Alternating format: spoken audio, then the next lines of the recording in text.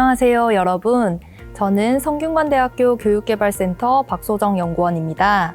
오늘은 대표적인 일반 대학원의 수업 방식인 세미나식 수업 방법과 페이퍼 리뷰 활동에 대해서 알아보도록 하겠습니다.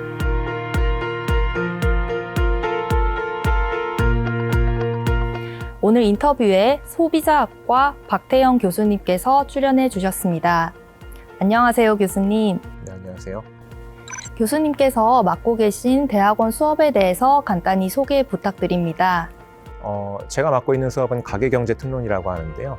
이 수업은 개인과 가구의 경제적 의사결정 전반을 다루는 수업입니다.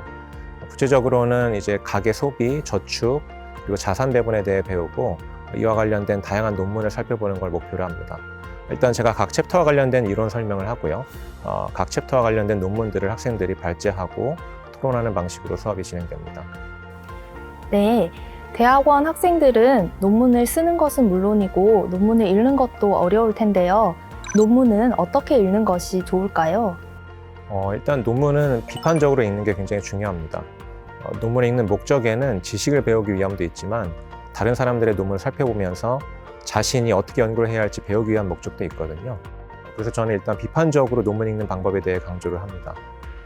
논문을 읽을 때는 논문의 주제, 동기, 기여도, 함의 등을 큰 틀에서 파악해야 합니다.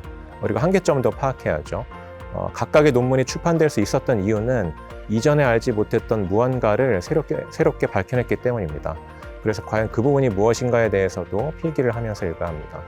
근데 이제 학생들 입장에서는 논문 읽는 것 자체가 굉장히 힘들 수가 있어요.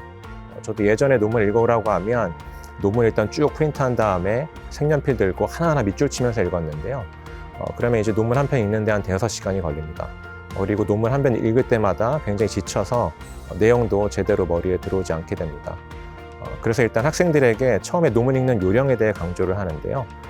가장 우선 초록부터 살펴봐야 되고 그 다음에 논문의 배경, 인트로덕션을 보고 중간 부분은 쭉 건너뛰고 바로 결론 쪽으로 가서 그 논문의 결론이 무엇인지 큰 틀에서 무엇을 이야기하고자 하는지 보고 만약에 나중에 그 주제에 대해서 혹은 논문에 대해서 더 알고 싶다는 생각이 들면 이제 이론적인 배경, 그리고 연구 고찰, 선행 연구 고찰, 그리고 방법론 이쪽으로 가서 해당 섹션들을 조금 더 자세하게 읽어보라고 합니다. 근데 이제 일부 분야는 논문 안에 수식이 자세하게 나오는 경우가 있는데요. 근데 이제 이런 수식을 하나하나 이해할 필요는 없고 큰 틀에서 무엇을 위한 분석인지만 이해하고 넘어가면 됩니다. 네, 대학원에서 학습하는 논문은 주로 영어로 되어 있는데요. 이 영어 논문을 잘 읽는 방법이 있을까요? 사실 논문 읽는데 어느 정도 익숙해지면 영어 논문이 한국어 논문보다 읽기 쉽다고 생각합니다. 영어 논문은 글의 순서와 전개 방식이 정형화되어 있는 경우가 많은데요.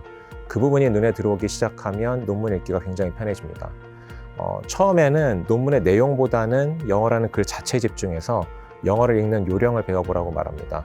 이런 식으로 해서 영어에 대한 두려움이 사라지고 논문 읽는 요령이 생기면 그 다음부터는 내용이 더 머리에 잘 들어오거든요. 그리고 특히 외국 저널은 분야별로 좋은 저널들이 정해져 있습니다.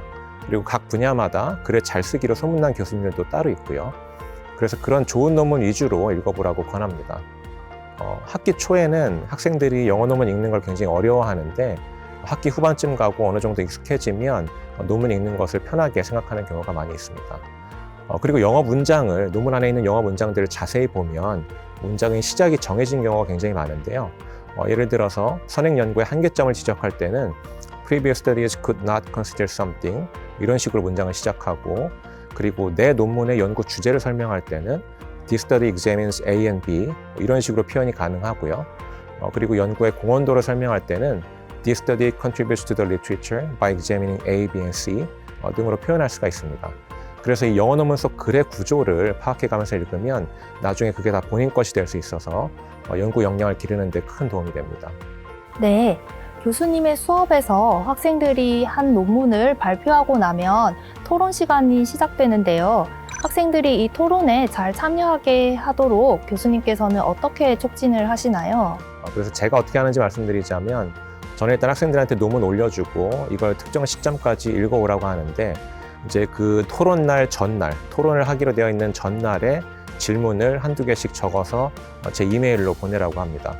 그러면 이제 저한테 이메일로 온 질문 중에 토론에 적합해 보이는 질문을 한 10개에서 12개 정도 뽑아서 정리한 다음에 수업 홈페이지에 올립니다. 그리고 수업 시간에는 그 질문들을 가지고 토론을 하고요. 토론 날에는 일단 발제자가 앞으로 나가서 해당 논문에 대해서 간단하게 설명을 하고요. 그 다음에 이제 제가 미리 올린 질문을 토대로 학생들이 돌아가면서 대답을 하고 이런 식으로 토론을 진행합니다. 근데 이제 학생들한테 질문에 대해 알려주고 해당 질문에 대한 답변을 하라고 하면 처음엔 굉장히 어려워하는데요. 일단 질문을 이해하기 어려워하기도 하고 그리고 본인이 미처 생각하지 못했던 측면에 대한 질문이라서 답변을 머뭇거리는 경우가 있습니다. 그래서 그런 상황에는 질문을 애초에 작성했던 친구가 개입해서 질문의 의도 그리고 내용 등을 좀 풀어서 설명할 수 있게끔 해주고요.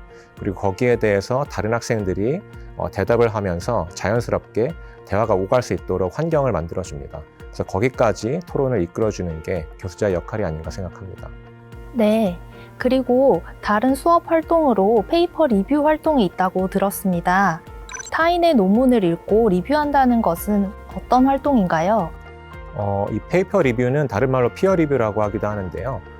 피어 리뷰는 같은 분야를 전공하는 전문가들이 학술지나 학회에 투고된 다른 연구자의 논문을 그 목적에 맞게 평가하는 과정을 의미합니다. 이 피어 리뷰에서 가장 중요한 부분은 동료 전문가들의 객관적이고 건설적인 코멘트를 통해서 논문을 더욱 발전시키는 건데요. 단순히 논문의 문제점만 이렇게 일일이 지적하는 게 아니고 해당 논문을 좀 발전시키려면 어떤 부분을 더 확인하고 보완해야 하는지 등을 구체적으로 제안하게 됩니다. 그래서 이런 문제점에 대한 지적뿐만 아니라 그에 대한 해결책도 같이 제시하는 피어 리뷰가 좋은 리뷰라고 생각합니다. 근데 사실 학생들 입장에서는 논문이란 걸 써본 적이 없기 때문에 교수자가 학생들에게 피어 리뷰 리포트를 작성하라고 하면 처음에는 굉장히 낯설고 어려워하는데요. 그래서 저는 일단 어떤 형식으로 작성해야 하는지를 먼저 알려줍니다. 가장 앞부분에는 해당 논문에 대한 요약이 나와야 되고 그 다음에는 이제 이론적인 혹은 방법론적인 문제점에 대해 이야기를 하게 됩니다. 그리고 마지막으로 논문을 추가로 개선할 수 있는 여러 가지 개선 사항들을 언급해주면 됩니다. 그리고 이런 피어 리뷰 리포트를 작성하려면 가장 먼저 논문을 비판적으로 읽고 해당 논문에 대한 자신의 생각을 일목요연하게 정리해야 합니다. 그리고 이러한 부분을 논리적인 글로 잘 전달해야 하는데요. 그래서 저는 이러한 활동을 통해서 학생들이 논문의 내용을 그냥 그대로 받아들이는 게 아니고 해당 논문에서 말하는 부분을 한번 비틀어서 본인만의 시선으로 이해할 수 있는 기회를 제공하려고 합니다. 이런 피어 리뷰 리포트를 작성하다 보면 아주 자연스럽게 논문을 비판적으로 바라보는 시선을 갖출 수 있게 되고 그리고 이런 것들을 토대로 본인이 자신만의 연구를 구성할 때 어떤 부분을 신경 써야 하는지 이해할 수 있게 됩니다. 네. 한 학기 동안 교수님의 수업에서 학생들이 논문을 읽고 토론을 하고 그리고 피어 리뷰 활동을 하면서 어떤 변화와 향상을 보이나요? 일단 공통적으로 나타나는 효과는 논문 읽기에 대한 두려움이 없어진다는 거고요. 근데 사실 제가 학생들에게 기대했던 부분은 비판적으로 논문을 읽는 것인데 이걸 받아들이는 데 있어서는 어느 정도 개인차가 있는 것 같습니다. 그래서 어느 정도 연구를 해보고 논문을 써본 경험이 있는 학생들은 피어 리뷰를 작성하는 과제가 굉장히 도움이 된다고 이야기를 하기도 하고 근데 이제 관련 경험이 부족한 친구들은 이게 무엇인지 이걸 어디다 쓰는지도 모르겠다라고 이야기하기도 합니다. 그래서 이제 이런 논문 쓰는 단계를 경험한 학생들과 그렇지 않은 학생들의 어느 정도 차이가 있는 것 같고요. 근데 이제 사실 고학기 친구들은 논문이 무엇이고 어떻게 논문을 읽는지에 대한 요령이 어느 정도 서 있는 상태로 수업에 들어오고 반면에 이제 석사 1, 2학기 학생들, 이제 갓 대학원에 입학한 친구들은 논문이라는 단어를 들어만 봤지 논문이 어떤 것인지 어떻게 생긴 건지 모르는 친구들이 굉장히 많이 있습니다. 그래서 이제 일단 그런 친구들에게는 학기 초반에 논문을 보여주면서 이러한 논문을 어디에서 어떻게 찾고 어떻게 다운받는지부터 알려주면 도움이 된다고 이야기합니다. 저 개인적으로는 제가 수업을 디자인할 때 의도했던 부분을 잘 파악해서 이야기해주는 친구들이 고맙더라고요. 예전에는 논문 읽을 때 그게 정답이라고만 생각했는데 제 수업을 통해서 논문을 비판적으로 읽으려면 어떻게 해야 하는지 알게 되었다라고 이야기한 친구도 있었고요. 그리고 또 한편으로는 과거에는 논문 하나 읽을 때 굉장히 오랜 시간이 걸렸는데 이제는 어느 정도 빨리 읽는 게 가능해져서 여러 편의 논문을 읽을 수 있게 되었다라고 이야기한 친구들도 있습니다. 그런 피드백이 기억에 많이 남습니다. 네. 교수님 마지막으로 하시고 싶으신 말씀 있으시면 부탁드립니다.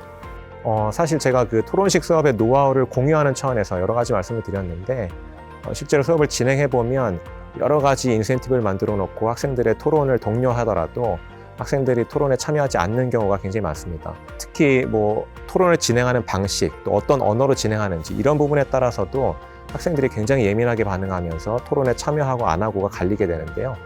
특히 예를 들면 토론을 할 때 우리나라 말로 할 때와 영어로 진행할 때 학생들의 반응이 굉장히 다릅니다. 의외로 학생들은 영어에 서툴어도 영어로 토론할 때 조금 더 적극적으로 참여하는 경향이 있더라고요. 그래서 이제 앞으로는 어떤 방식으로 토론을 진행할 때 학생들이 더 적극적으로 참여하는지, 그리고 또 어떤 인센티브를 제공해 줘야 되는지 이런 부분을 좀 많이 고민하면서 학생들의 수업을 이끌어 나가려면 어떤 식으로 수업을 해야 되는지 고민해 보도록 하겠습니다.